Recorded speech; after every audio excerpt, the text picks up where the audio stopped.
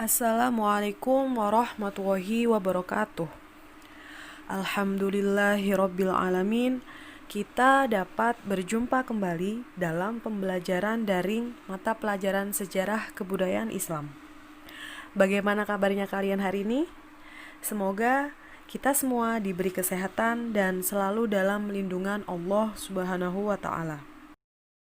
Sebelum pelajaran hari ini dimulai, terlebih dahulu kita bersama membaca Ummul Quran.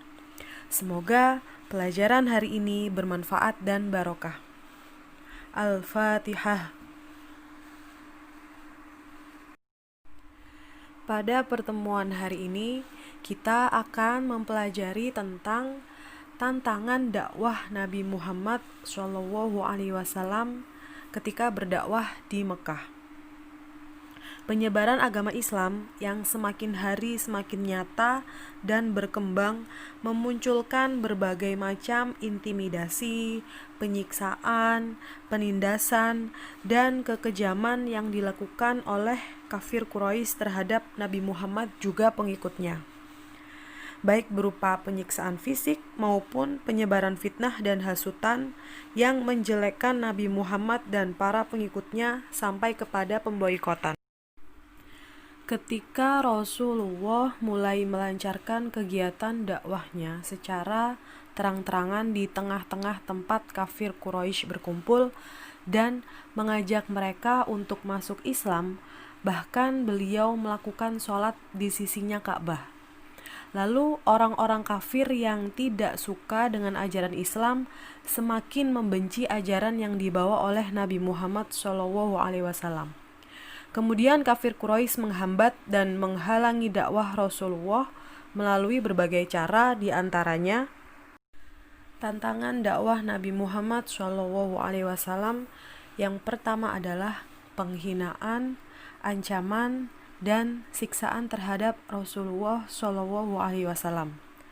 Rasulullah SAW dihina sebagai orang gila, tukang sihir, anak celaka, dan lain-lain dengan sebutan penghinaan. Suatu ketika Rasulullah pernah dilempari kotoran domba, rumah beliau juga dilempari sampah dan kotoran. Untuk mencelakakan beliau, pernah juga diletakkan duri yang sangat tajam di depan rumah beliau, juga tindakan-tindakan lain yang sangat menyakitkan. Tantangan dakwah Nabi Muhammad SAW yang kedua adalah penghinaan, ancaman, dan siksaan terhadap pengikut Rasulullah SAW. Misalnya penghinaan dan penyiksaan yang ditimpakan kepada Bilal bin Rabah oleh majikan beliau. Ia dijemur di tengah terik matahari sambil dilempari batu. Nah, tidak puas sampai di situ, majikannya pun mencambuknya dan menimpakan batu yang sangat besar di tubuhnya Bilal. Lalu kemudian Bilal ini diselamatkan oleh Abu Bakar dengan cara dibeli dari majikannya dengan harga yang sangat tinggi.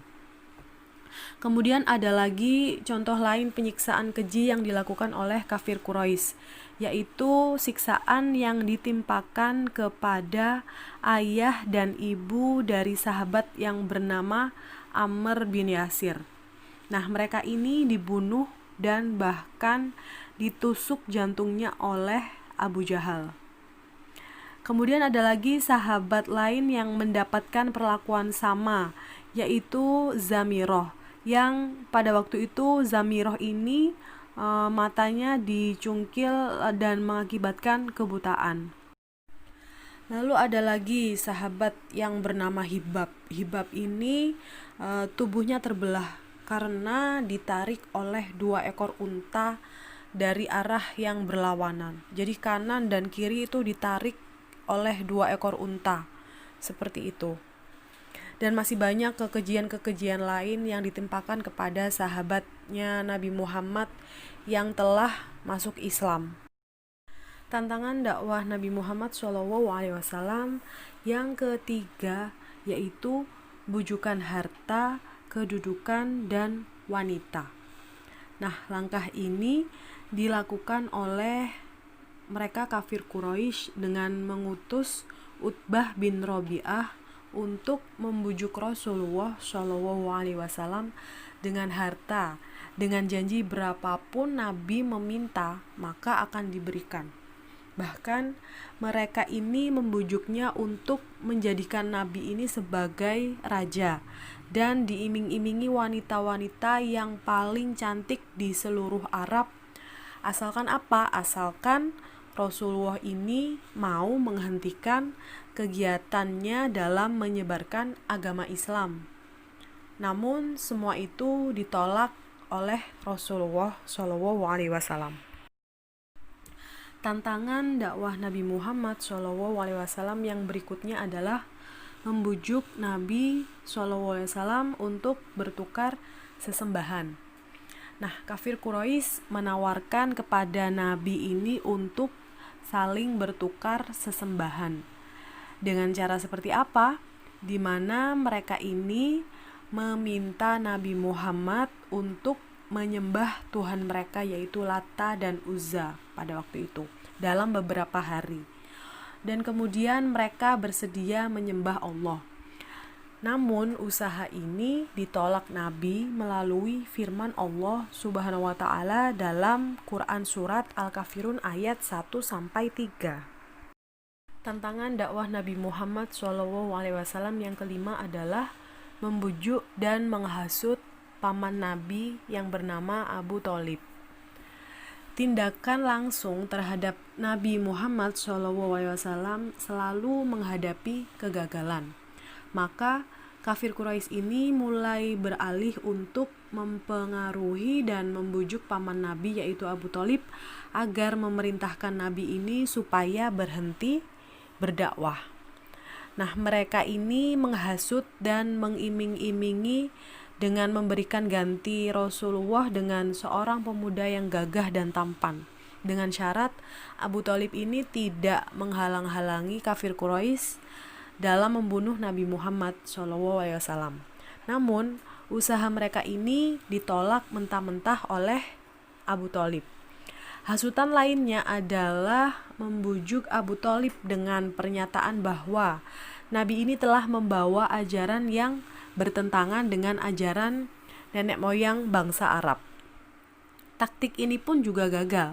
Bahkan Nabi mengatakan, seandainya matahari diletakkan di tangan kananku dan rembulan di tangan kiriku, aku tidak akan berhenti menyampaikan dakwah sehingga berhasil atau aku mati karenanya. Nabi mengucap seperti itu kepada kafir Quraisy.